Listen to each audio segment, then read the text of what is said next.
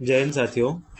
Youth competition times की जो book है एसएससी 2024 सामान्य अध्ययन हम वो लेके आए हैं, जिसमें करीब करीब 60,000 से अधिक जो है क्वेश्चन हम करेंगे, है ना। वस्तुनिष्ठ प्रश्नों को लगाएंगे।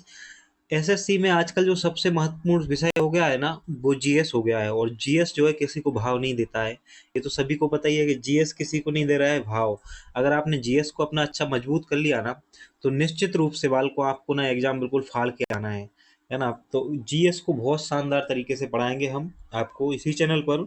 साथ ही हम बता दें, आपको थोड़ी सी और जानकारी दे दें कि इससे पहले यहाँ पर सिर्फ एमपीपीएससी के लिए ही वीडियो आते थे, तो अभी एसएससी के लिए वीडियो आएंगे। और एसएससी में भी सिर्फ जीएस का पोर्शन जो है वही कंप्लीट कराया जाएगा इस चैनल पर। तो जीएस के लिए इसके अलावा आपको कहीं से भी कुछ भी पढ़ने की आवश्यकता नहीं पड़ेगी इस बुक के अलावा। जीएस के जितने भी सारे सब्जेक्ट हैं सारे के सारे कंप्लीट कराए जाएंगे। साथ में इसके साथ साथ करंट अफेयर्स की भी क्लास आएगी, है ना। तो कंप्लीट करंट अफेयर्स की क्लास आएगी, वो भी कितने 2 वर्ष के करंट अफेयर्स की क्लासेस आएंगी एक साथ, है ना। तो उससे आपका सारा का सारा करंट अफेयर्स एग्जाम से पहले ही कंप्लीट हो जाएगा। इतनी आपको तैयारी करके चलनी है।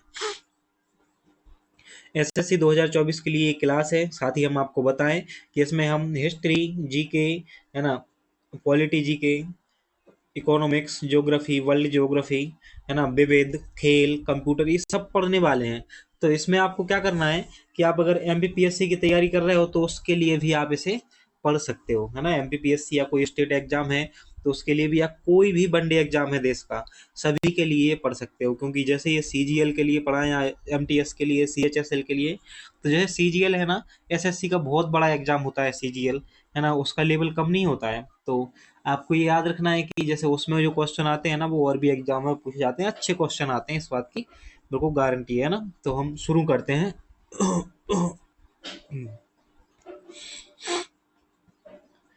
देखो 951 पेपर्स इसमें सॉल्व रूप से दिए गए हैं। चैप्टर 22 एवं टॉपिक 22 भी हैं। साथ ही आंसर की तो है ही उन प्रश्नों की, विस्तृत व्याख्या भी है। साथ ही हम आपको बताएं कि इसमें आपको क्या क्या मिलेगा। तो इसमें आपको सीजीएल टीयर 1 एंड टीयर 2 का पेपर, है ना, सीएचएसएल टीयर 1 और tier 2, CPO, SI, MTS, JE, हवलदार, selection post, GD, Delhi police, other SSC exam. साथ ही ये हर एक एग्जाम के लिए बहुत ही शानदार रहने वाली है क्लास, है ना। तो हम शुरू करते हैं, है ना। हम देख रहे हैं एसएससी जनरल स्टडीज की क्लास है ये, और आपको निश्चित रूप से इसमें बहुत मजा आने वाला है। तो हम इंडेक्स को आपको इसलिए नहीं दिखा रहे हैं क्योंकि जो जनरल स्टडी के सब्जेक्ट होते हैं वही सब हैं, साथ में विविध भी इसमें शामिल किया गया है। और ये बिल्कुल लेटेस्ट बुक है 2024 की, है ना, 2024 में ही आई है, लेटेस्ट बुक है। तो इसके लिए आपको और भी परेशान होने की जरूरत नहीं है। यहाँ पे ये पूरा टेबल दिया हुआ है कि किस पोर्शन से कितने क्वेश्चन आए हैं, सीजीएल में किस भाग से कितने क्वेश्चन पूछे गए हैं, ये सब कुछ दिया हुआ है इस बुक में। तो इसको भी आप देख सकते हो। ये विशेष रूप से जो है, देखो यहाँ पे अलग अलग चैप्टर वाइज भी दिया हुआ है कि किस वर्ष में कितने क्वेश्चन आए हैं, ये सब दिया है। तो इसे हम नहीं देख रहे हैं, है ना, क्योंकि हमें पूरा का पूरा सामान्य अध्ययन तैयार करके जाना है अच्छे तरीके से। हम पहुंचते हैं हमारे पहले टॉपिक पर, और हमारा पहला टॉपिक है, पहले तो हम पहला सब्जेक्ट शुरू करेंगे भारतीय इतिहास, जिसमें हम पहला भाग देखेंगे प्राचीन इतिहास, उसके बाद मेडाइवल हिस्ट्री, और फिर देखेंगे मॉडर्न हिस्ट्री के बारे में जानेंगे। पाषाण काल, स्टोन एज के बारे में हमें देखना है। सबसे पहले स्टोन एज से संबंधित जो भी क्वेश्चन रहे हैं उनको लगाते हैं। तो बहुत ही शानदार तरीके से इन क्वेश्चन को जो है हम लगाएंगे। बरसात का मौसम चल रहा है, दिन दिन भर बारिश हो रही है बिल्कुल हमारे यहाँ तो, और हमको हो गई है सर्दी बहुत भयंकर। तो आवाज़ थोड़ी लग सकती है, ऐसे आपको आवाज़ में फील हो सकता है। हम शुरू करते हैं पाषाण काल से, स्टोन एज से। प्राचीन भारतीय इतिहास का हमारा जो पहला प्रश्न है वो है, भीमबेटका पुरापाषाण काल का एक प्रसिद्ध स्थल है, भारत के किस राज्य में है। ये पूछा जा रहा है कि यह भारत के किस राज्य में है, आपको बताना है, सीधे राज्य का नाम बताना है। तो भीमबेटका बहुत ही प्रसिद्ध गुफाएं हैं और आपने कई बार इसे हिस्ट्री में पढ़ा होगा। यह मध्य प्रदेश में है, तो इनका सही आंसर होगा मध्य प्रदेश। कहाँ पर है भीमबेटका की गुफाएं? मध्य प्रदेश के रायसेन जिले में स्थित हैं, और एक ऐसी हैं पुरापाषाण कालीन है। तो यह भी पूछा जा सकता है किस काल की हैं। पुरापाषाण कालीन स्थल है ये भीमबेटका। भारतीय उपमहाद्वीप में सबसे प्राचीनतम चिन्ह यहाँ पर मिलते हैं, और इसकी खोज जो है 1957-58 में डॉक्टर विष्णु श्रीधर बाकड़कर ने की थी। यह भी आपको याद रखना है कि खोज किसने की है, विष्णु श्रीधर बाकड़कर ने, और 2003 में इसे यूनेस्को द्वारा विश्व धरोहर स्थल खोज के रूप में घोषित किया गया था। हम आपको बताएं तो यह क्वेश्चन जो है एसएससी सीजीएल टीयर 2 का है, जो 2023 की जो 2 मार्च को हुआ था एग्जाम, उसका है ये, टीयर 2 का है एग्जाम का क्वेश्चन है ये। तो ऐसे आपको देखो क्वेश्चन वाइज भी देखते जाना है यहाँ पर कि किस एग्जाम का है और किस शिफ्ट का है, यह सब कुछ जानकारी यहाँ पर दी गई है ना। तो बिल्कुल बहुत ही ऑथेंटिक प्रश्न जो हैं आपको देखने को मिलेंगे। अगर आप अच्छे से ध्यान से इन सारे सारे क्वेश्चन को तैयार कर लेते हो, ये करीब करीब 60,000 के आसपास हैं और हम कोशिश करेंगे जल्दी से जल्दी इनको कंप्लीट कराया जा सके। अगर आप ये 60,000 क्वेश्चन तैयार कर लेते हो तो आपके 1,80,000 से अधिक फैक्ट जो हैं वो तैयार हो जाएंगे। अगर आपने इनको अच्छे से क्लासेस को तैयार कर लिया ना तो 1,80,000 से, जैसे कैसे एक क्वेश्चन पढ़ते हैं हम तो उसके अलावा 3-4 क्वेश्चन और तैयार हो जाते हैं। जैसे हमने इसमें देखा भीमबेटका कहाँ पर है, मध्य प्रदेश में है। मध्य प्रदेश में कहाँ, रायसेन जिले में। किसने खोज की थी, डॉक्टर विष्णु श्रीधर बाकड़कर ने। कब, 1957-58 में। और यूनेस्को द्वारा इसे विश्व धरोहर स्थल कब घोषित किया गया, 2003 में घोषित किया गया। यह भी आपको याद रखना है, इतनी चीजें आपको याद होनी चाहिए। हमारा दूसरा क्वेश्चन है जो कि एसएससी में ही पूछा गया है। प्राचीन भारतीय इतिहास के किस काल में मिट्टी के बर्तनों का पता लगाया गया। यहाँ पर मिट्टी के बर्तनों की बात हो रही है। किस बर्तनों की, मिट्टी के बर्तनों का पता लगाया गया प्राचीन काल के कौन से, प्राचीन इतिहास जो है उसके किस काल में, है ना। तो हम प्राचीन काल को भी अलग अलग काल खंडों में बांट के देखते हैं, ये पूछा जा रहा है। तो इसका सही आंसर होगा नवपाषाण काल। क्या होगा सही आंसर, इसका सही आंसर है नवपाषाण काल। प्राचीन भारतीय इतिहास के नवपाषाण काल में मिट्टी के बर्तनों का पता लगाया गया था। मिट्टी के बर्तनों का सबसे पहला प्रमाण मेहरगढ़ के नवपाषाण स्थल से मिला है, जो अब पाकिस्तान में स्थित है। हम आपको जीएस के महत्व के बारे में थोड़ा सा बताएं तो जीएस का महत्व इतना है इन एग्जामों में कि इनके अलावा तो आपका देखो सिलेक्शन ना, ये सिलेक्शन में महत्वपूर्ण भूमिका निभाएंगे आपकी रैंक लाने में, है ना। रैंक आपकी क्या होगी इसी जीएस से ही निर्धारित होगा, क्योंकि मैथ, रीजनिंग और इंग्लिश में सभी के नंबर आने वाले हैं अच्छे, लेकिन जीएस में जो अच्छी फाइट दे देगा ना उसकी रैंक जो है वो ऊपर चली जाएगी। और एमटीएस में तो जीएस और इंग्लिश के आधार पर ही सिलेक्शन होता है, मेरिट ही बनती है जीएस और इंग्लिश के बेस पर ही। तो आपको जीएस जो है वो बहुत अच्छे तरीके से तैयार करके जाना है। अगला प्रश्न है जो कि एसएससी स्टेनोग्राफर में पूछा गया है। निम्नलिखित में से कौन सा पूर्व ऐतिहासिक स्थल, मिट्टी की सतहों पर खुर के निशान। तो यहाँ खुर के निशान की बात की जा रही है, किसकी, खुर के निशान के रूप में मवेशियों के पालन का पुरातात्विक प्रमाण मिलता है। देखो क्या होता है, पुरातात्विक जो होते हैं ना वो जब खोज करते हैं तो साक्ष्यों को खोजते हैं कि कहाँ से किस चीज के साक्ष्य प्राप्त हो रहे हैं। जैसे कहीं मवेशियों के, जानवरों के खुरों के पैर मिले तो इससे हम अंदाजा लगा सकते हैं ना कि यहाँ हो सकता है कि पशुपालन होता होगा, है ना। तो एक ऐसे साक्ष्य कहाँ से मिले हैं, तो इसका सही आंसर है महगढ़ा से। कहाँ से, महगढ़ा से ऐसे साक्ष्य प्राप्त हुए हैं।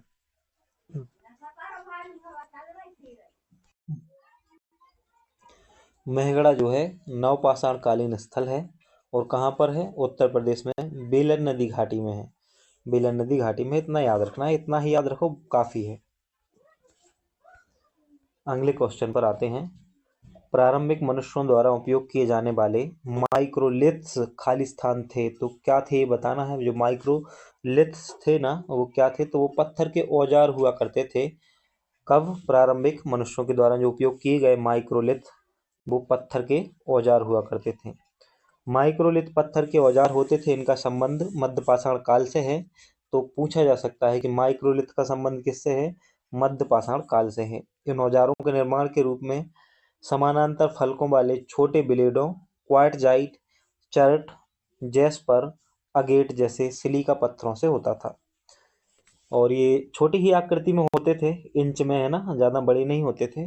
नोट में देखेंगे आप तो भीलवाड़ा जिले में कोठारी नदी के तट पर स्थित बागौर भारत का सबसे बड़ा मध्य पाषाणिक स्थल है।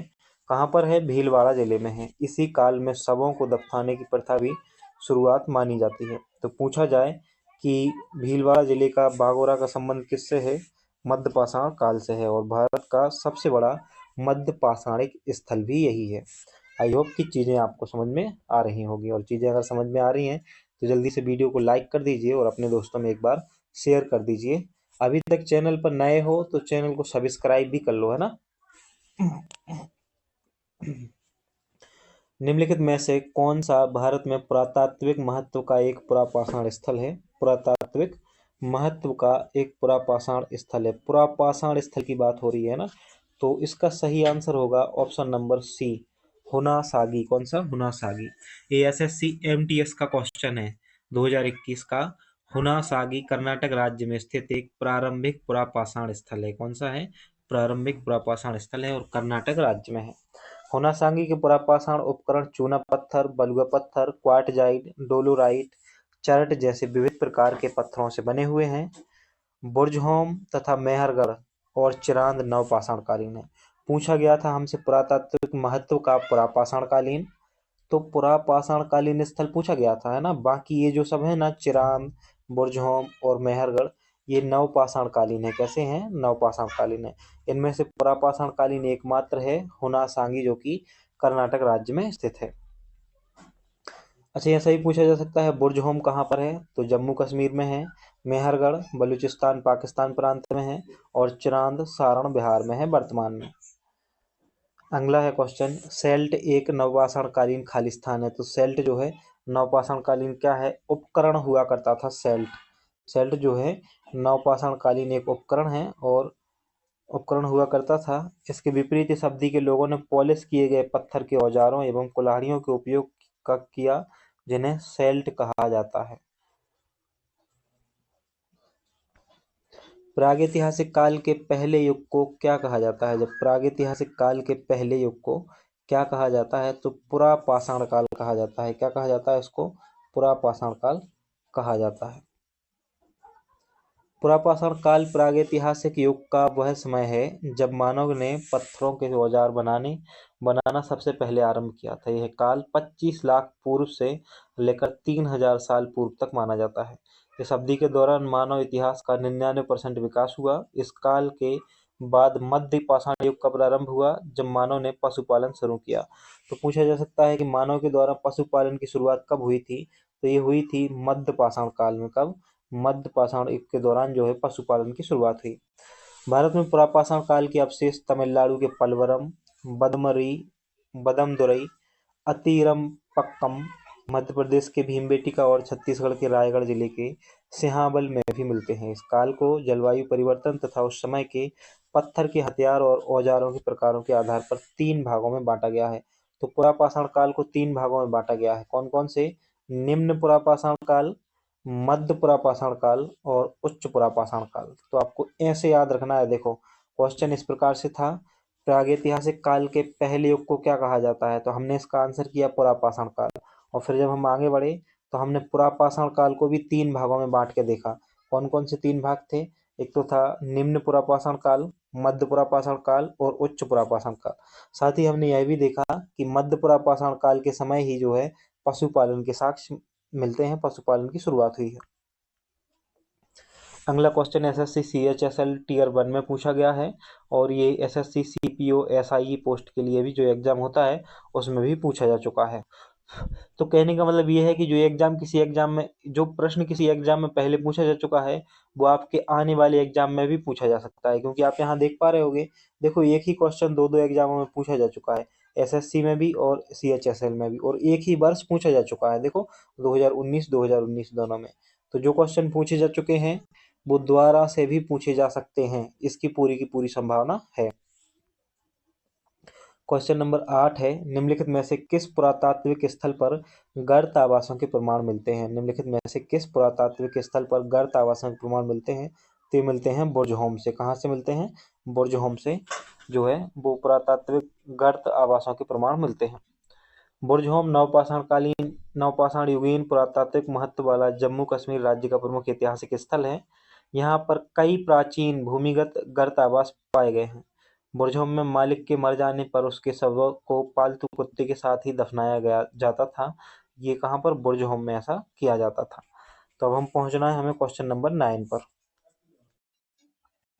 क्वेश्चन नंबर 9 है, मेहरगढ़ नवपाषाण काल की बस्ती पाकिस्तान के किस प्रांत में है ना? तो ये पूछा जा रहा है पाकिस्तान के किस प्रांत में है, तो इसका सही आंसर है पाकिस्तान के बलूचिस्तान प्रांत में है। कहाँ पर है? पाकिस्तान के बलूचिस्तान प्रांत में स्थित है। मेहरगढ़ देखो पुरातात्विक दृष्टि से एक महत्वपूर्ण स्थान है, आप जानते हो, और यह नवपाषाण युग के बहुत से अवशेष यहाँ से मिले हैं।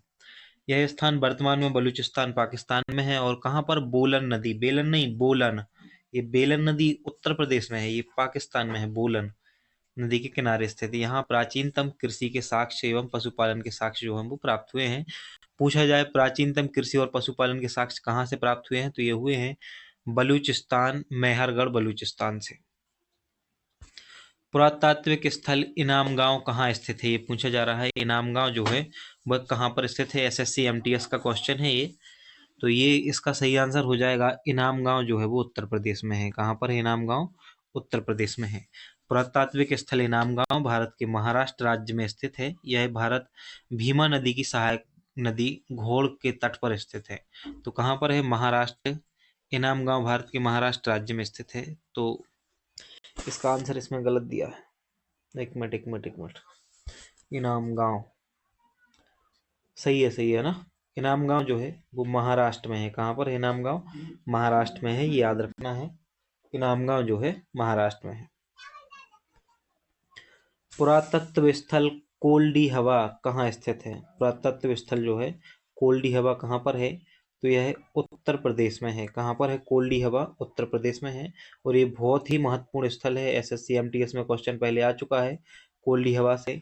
यहाँ से विश्व के प्राचीनतम भारतीय उपमहाद्वीप में कोल्डी हवा तथा मेहरगढ़ दो नवपाषाणकालीन स्थल बस्तियां थी, जहाँ से चावल और गेहूं के स्पष्ट प्रमाण मिलते हैं। चावल और गेहूं के हम देख रहे हैं एसएससी जीएस प्लानर को, है ना? तो इससे जीएस आपका कंप्लीट हो जाएगा।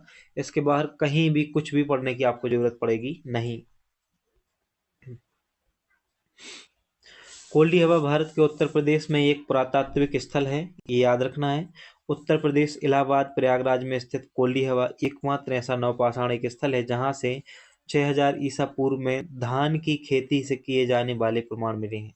नवीनतम खोज के नगर जिले के लहरादेव से प्राप्त हुए हैं। तो आपको याद रखना है कि धान की खेती के सबसे प्राचीनतम साक्ष्य कहाँ के हैं? ये कोल्डी हवा के हैं। लेकिन जो नवीनतम साक्ष्य मिले हैं लहुरा देव के, ये 8000 बीसी के हैं। और जो कोल्डी हवा के हैं वो 6000 ईसा पूर्व के 6000 बीसी के हैं। तो सबसे पुराने अब वर्तमान में कौन है? लहुरा देव के हैं। अगर पूछा जाए उस क्वेश्चन के अकॉर्डिंग आंसर सही करना है आपको। निम्नलिखित में से किस प्रागैतिहासिक भारतीय स्थल पर होमो इरेक्टिक मानव की खोपड़ी मिली है? ये तो आपको पता ही होगा, है ना? बहुत ही आसान क्वेश्चन है। निम्नलिखित में से किस प्रागैतिहासिक भारतीय स्थल पर होमो इरेक्टस मानव की खोपड़ी प्राप्त हुई है? तो इसका सही आंसर है हथनोरा। कहाँ से? हथनोरा। प्रागैतिहासिक काल मानव सभ्यता के विकास का इतिहास है जो पुरातात्विक साक्ष्यों पर आधारित है। हथनोरा मध्य प्रदेश में है, नर्मदा घाटी में है। इस भारतीय स्थल पर होमो इरेक्टस मानव की खोपड़ी पाई गई थी। नर्मदा नदी के जीवाश्मों के में हाथी, घोड़े, दरियाई घोड़ा, जंगली भैंसों के जीवाश्म के साथ होशंगाबाद जिले के हथनोरा में 5 दिसंबर 1982 को 70,000 वर्ष पुराने मानव के कपाल अवशेष डॉक्टर अरुण सोनकिया ने जो है वो प्राप्त किए थे। कितने वर्ष पुराने? 70,000 वर्ष पुराने। हथनोरा किस जिले में है? होशंगाबाद जिले में है। किस राज्य में है? मध्य प्रदेश में है। यह सब पूछा जा सकता है। क्वेश्चन नंबर 13 है, निम्नलिखित में से किस स्थान पर पुरातत्वविदों को 5 जंगली कुत्तों और 12 सिंहों के सींग के अवशेष प्राप्त हुए हैं? तो ये मिला है बुर्जहोम से। कहाँ से? बुर्जहोम से ऐसा प्राप्त हुआ है। पुरातत्वविदों को 5 जंगली कुत्तों और 12 सिंहों के सींग के अवशेष प्राप्त हुए हैं। बुर्जहोम जम्मू कश्मीर का पुरातात्विक महत्व का प्रमुख स्थल है। तो आपको हम ये तीसरा बता रहे हैं शायद कि बुर्जहोम कहाँ पर है? जम्मू कश्मीर में है, ये आपको याद रखना है। बुर्जहोम में जंगली कुत्तों और 12 सिंहों के सींग के अवशेष प्राप्त हुए हैं। जोरवे कल्चर से सवाल है, जोरवे कल्चर, है ना? और ये आया है एसएससी सीजीएल टीयर 1 में पूछा गया है क्वेश्चन।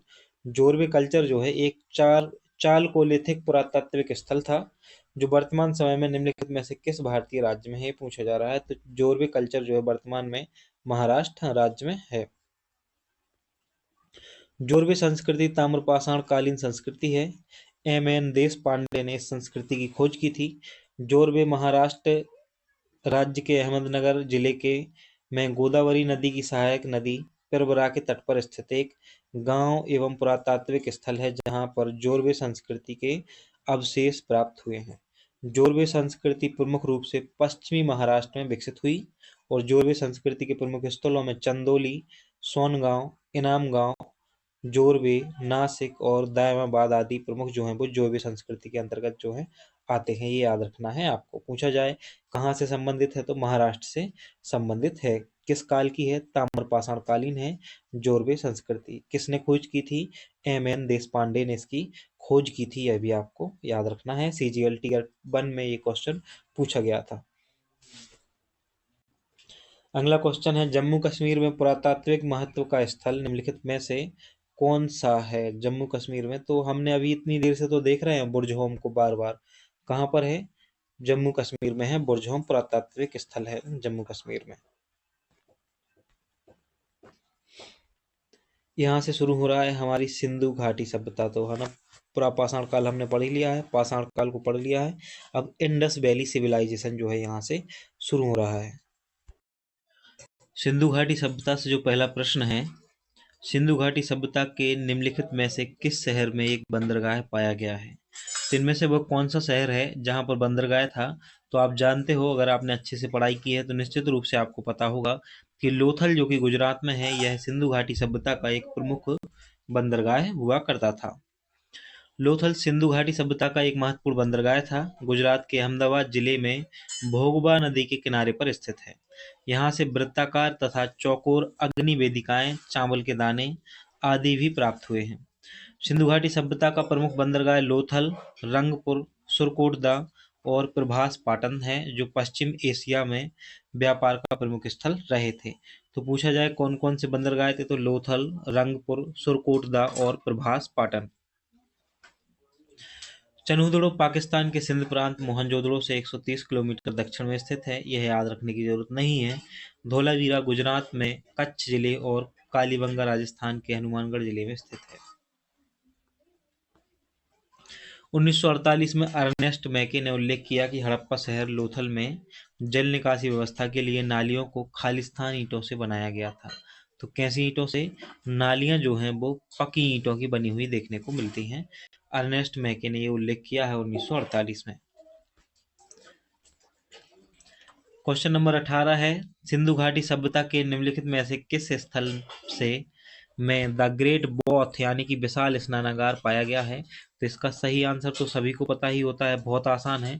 मोहनजोदड़ो में जो है वह विशाल स्नानागार देखने को मिलता है, ग्रेट बौथ मिलता है देखने को।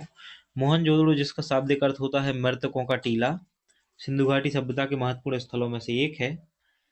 इसकी खोज वर्ष 1922 में भारतीय पुरातत्व सर्वेक्षण के राखल दास बनर्जी ने की थी। यह स्थल ईंट से बने फुटपाथ, विकसित जल निकासी, जलापूर्ति, जल निकासी, शौचालयों, विशाल स्नानागार और अन्नागार एवं स्मारक भवनों के साथ परस्पर समकोण पर काटती हुई सड़कों तथा विस्तृत नगर नियोजन के लिए प्रसिद्ध है। तो आपको याद रखना है, अगर पूछा जाए कि विशाल स्नानागार कहाँ है, तो मोहनजोदड़ो आपको आंसर करना है। क्या आंसर करोगे आप? मोहनजोदड़ो। पूछा जाए सिंधु घाटी सभ्यता का सबसे प्रमुख बंदरगाह है, तो लोथल ज्ञात करना है आपको। लोथल जो है वो सही आंसर करना है। क्वेश्चन नंबर 19 है, हड़प्पा सभ्यता का निम्नलिखित में से कौन सा स्थल अफगानिस्तान में है? तो सोर्तगोई जो है वो कहाँ पर है? अफगानिस्तान में है। ये हड़प्पा कालीन स्थल है, सोर्तगोई अफगानिस्तान में है। मोहनजोदड़ो से मिले महान स्नानागार को खालिस्तान की परत चढ़ाकर जलरोधी बनाया गया था। तो ये कैसे जलरोधी बनाया गया था आपको बताना है कि किस प्रकार से। तो इसका सही आंसर होना चाहिए, इसका सही आंसर है प्राकृतिक चारकोल, है ना। प्राकृतिक चारकोल के द्वारा इसे बनाया गया था। मोहनजोदड़ो वर्तमान पाकिस्तान में सिंध प्रांत में है। पहले तो यही याद रखना है कि कहाँ पर है, सिंध प्रांत में है।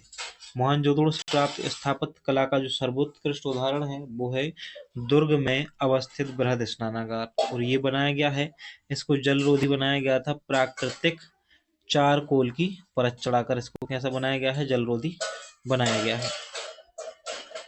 लगभग 2500 साल पहले सिंधु नदी को ईरानियों द्वारा खालिस्तान कहा जाता था। कौन सी नदी?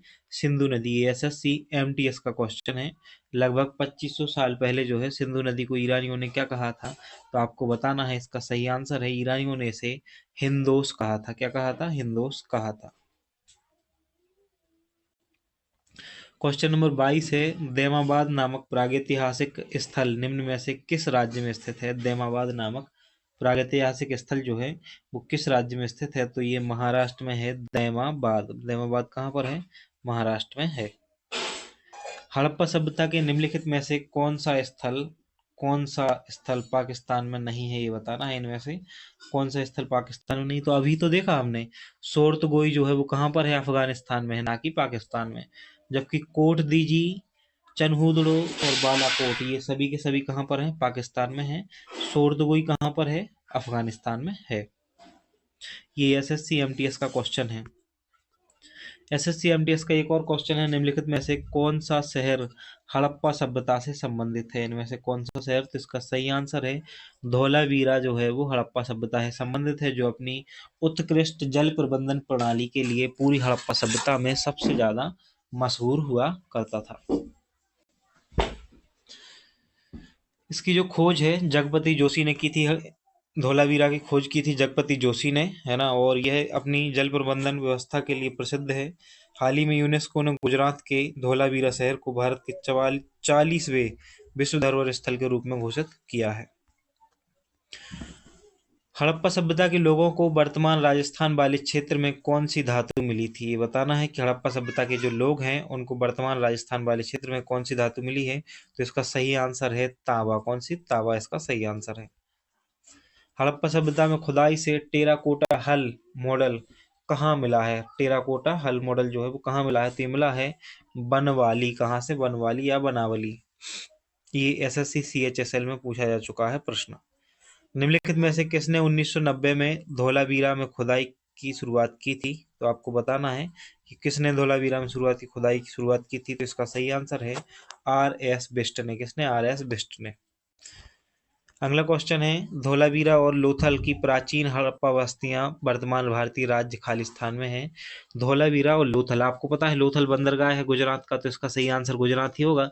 धौलावीरा या गुजरात में से कोई एक भी आपको याद होना था ना, तो आप इसका आंसर कर पाते। अगला क्वेश्चन है, हड़प्पा स्थल पर खालिस्तान में हल रेखाओं के निशान बने हैं। तो अभी तो देखा हमने, इसका सही आंसर क्या होगा? कालीबंगा, है ना। हड़प्पा स्थल कालीबंगा में जुते हुए खेत के साक्ष्य मिले हैं। कालीबंगा राजस्थान के घग्गर नदी के तट पर स्थित है। इस स्थल को खोल बीबी पाल लाल एवं बीके थापर ने इसकी जो है वो खोज की थी। निम्नलिखित में से कौन सी मोसोपोटामियाई भाषा नहीं है? इनमें से कौन सी जो है मोसोपोटामियाई भाषा नहीं है? तो एमोराइट है ना। एमोराइट मोसोपोटामी भाषा है। एलामाइट भी है और अकाडियन भी है। जबकि सुमेरियन जो है वह सुमेरियन भाषा मोसोपोटामिया सभ्यता से संबंधित नहीं रखती है। अगला क्वेश्चन है क्वेश्चन नंबर 31, हड़प्पा कालीन स्थल रंगपुर भारत के किस वर्तमान राज्य में स्थित है? तो आप इससे अंदाजा लगा पा रहे होंगे इन प्रश्नों को देखने के बाद कि इस प्रकार के प्रश्न जो है वो एसएससी में आते हैं। हड़प्पा कालीन स्थल रंगपुर भारत में किस वर्तमान राज्य में स्थित है? तो रंगपुर जो है वह गुजरात राज्य में स्थित है। रंगपुर कहाँ पर है? गुजरात राज्य में स्थित है। सिंधु घाटी सभ्यता के घरों में कमरे आमतौर पर एक खालिस्तान के आसपास बने होते थे। तो आंगन के आसपास बने होते थे कमरे। कहाँ पर? आंगन के आसपास बने होते थे कमरे। निम्नलिखित में से किस स्थान पर हड़प्पा संस्कृति की अग्नि वेदिकाएं पाई गई हैं? इनमें से कहाँ पर अग्नि वेदिकाएं देखने को मिली हैं? तो ये मिली हैं लोथल में। कहाँ पर? लोथल में जो है वो अग्नि वेदिकाएं देखने को मिली हैं। अनेक विद्वान ऐसा मानते हैं कि टिग्रिस यूफ्रेटस घाटी के मोसोपोटामियाई लोग सिंधु घाटी सभ्यता को खालिस्तान कहते थे। कौन किसकी बात हो रही है? तो यहाँ बात हो रही है मोसोपोटामिया सभ्यता का विकास टिग्रिस यूफ्रेटस दजला फरात नदियों के किनारे वर्तमान इराक और कुवैत के क्षेत्र में हुआ। और सिंधु सभ्यता भारतीय उपमहाद्वीप के पश्चिमोत्तर भारत के विकसित हुई। मेसोपोटामिया सभ्यता के लोग सिंधु सभ्यता को मेहुला कहकर पुकारते थे। क्या कहकर पुकारते थे? मेहुला कहकर पुकारते थे।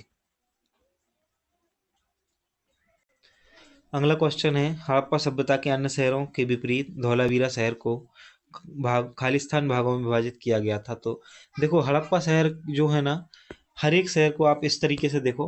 हड़प्पा का जो शहर हुआ करते थे वो इस तरीके से थे, ऐसे थे। वहां पे आपको एक पश्चिमी भाग देखने को मिलता था और एक उससे भी बड़ा पूर्वी भाग देखने को मिलता था, है ना। तो दो भागों में होते थे। लेकिन जब धौलावीरा को आप देखोगे तो धौलावीरा इस तरीके से बड़ा भी है, और धौलावीरा को ना जो है 3 भागों में बांटा गया था। कितने भागों में? 3 भागों में बांटा गया था धौलावीरा को। तो पूछा जा रहा है कितने भागों में बांटा गया है धौलावीरा को, तो इसका सही आंसर हो जाएगा 3 भागों में। निम्नलिखित में से कौन सा हड़प्पा स्थल हरियाणा में है? इनमें से कौन सा स्थल जो है वो हड़प्पा स्थल हरियाणा में है? तो ये कहाँ पर है? राखीगढ़ी है हरियाणा में। लोथल कहाँ पर है? गुजरात में है। धौलावीरा कहाँ पर है? गुजरात में है। कालीबंगा कहाँ पर है? राजस्थान में है। यह भी आपको याद होना चाहिए। एसएससी सीजीएल टीयर 1 का क्वेश्चन है। राखीगढ़ हरियाणा के जींद जिले में प्राचीन सरस्वती की नदी के तट पर स्थित राखीगढ़ की खोज 1969 में सूरजभान ने की थी। ये आपको याद रखना है। क्वेश्चन नंबर 37 है, हड़प्पा सभ्यता की प्रसिद्ध नृत्य करती हुई लड़की खालिस्तान की सामग्री का उपयोग करके बनाई गई थी। तो किसके उपयोग करके बनाई गई थी? तो ये कांसे की है। किसकी है? कांसे का उपयोग करके बनाई गई थी। सिंधु सभ्यता का पुरातात्विक स्थल दैमाबाद किस नदी के तट पर स्थित है? दैमाबाद। तो दैमाबाद जो है, पहले तो आपको याद रखना है कि दैमाबाद कहाँ पर है? महाराष्ट्र में है ना। और जो गोदावरी की सहायक नदी है परबरा, उसके तट पर ये स्थापित है, बसा हुआ है। सिंधु घाटी का सबसे दक्षिणतम स्थल है दैमाबाद। कौन सा? सिंधु घाटी का सबसे दक्षिणतम स्थल है दैमाबाद।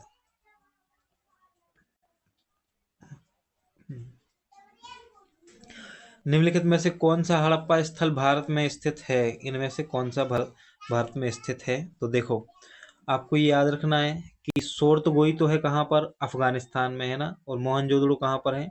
पाकिस्तान में है। और दैमाबाद कहाँ पर है? महाराष्ट्र में। अर्थात इसका सही आंसर होगा दैमाबाद महाराष्ट्र। क्या होगा? दैमाबाद महाराष्ट्र इसका सही आंसर होगा। निम्नलिखित में से सिंधु घाटी सभ्यता का कौन सा स्थल सिंधु नदी के तट पर स्थित है? सिंधु घाटी सभ्यता का कौन सा स्थल सिंधु नदी के तट पर स्थित है? स्थित नहीं है, पूछा जा रहा है कौन सा स्थल सिंधु घाटी के तट पर, सिंधु नदी के तट पर स्थित नहीं है। तो इसका सही आंसर हो जाएगा रोपड़ नहीं है। जबकि कोट दीजी सिंधु नदी के तट पर है, मोहनजोदड़ो और चनहुदड़ो भी सिंधु नदी के तट पर है। रोपड़ जो है वह आधुनिक रूपनगर सिंधु घाटी सभ्यता का ऐतिहासिक स्थल है, जो कि पंजाब में सतलज नदी के किनारे पर है। कौन सा? रोपड़ नगर। निम्नलिखित में से कौन सा राजस्थान राज्य में स्थित एक परिपक्व चरण हड़प्पा स्थल है? तो इसका सही आंसर होगा ऑप्शन नंबर डी, कालीबंगा। कौन सा? ऑप्शन नंबर डी जो है वो कालीबंगा। ये हमने कई बार देख लिया है क्वेश्चन। निम्नलिखित में से किस हड़प्पा कालीन स्थल में जुताई वाले खेतों क्षेत्र के साक्ष्य मिले हैं? तो इसका आंसर भी ऑप्शन नंबर सी ही हो जाएगा, और इस CHSL में पूछा जा चुका है। कालीबंगा इसका जो सही आंसर होगा। सिंधु के पूर्व के क्षेत्र में को संदर्भित करने के लिए 6वीं-5वीं शताब्दी BCI में किस पुराने फारसी शब्द का उपयोग किया गया है? तो इसका सही आंसर है हिंदू। किसका? सिंधु के पूर्व हिंदू, है ना। तो ये तो था हमारा जो है इंडस वैली सिविलाइजेशन से संबंधित क्वेश्चन। अब यहाँ से जो है वैदिक सभ्यता शुरू होगी, तो उसके लिए आप तैयार रहिएगा। वीडियो को जल्दी से लाइक कर दीजिए, अपने दोस्तों में शेयर कर दीजिए, और अगर चैनल पर नए हो तो चैनल को सब्सक्राइब कर लीजिएगा। आपका सपोर्ट हमारे लिए बहुत महत्वपूर्ण, बहुत महत्व रखता है, उसी प्रकार से जिस प्रकार से हमारे वीडियो आपके लिए महत्व रखते हैं। यहाँ से आपका सारा का सारा जीएस का कंटेंट हो जाएगा, कहीं और से कुछ भी करने की ज़रूरत नहीं है। तो जीएस के कंटेंट को आप छोड़ दीजिए, अभी इसको हम करा ही रहे हैं। आप बाकी और जो है ना और जगह से पढ़ सकते हो, है ना। तो मिलते हैं फिर नेक्स्ट वीडियो में, तब तक के लिए बाय बाय।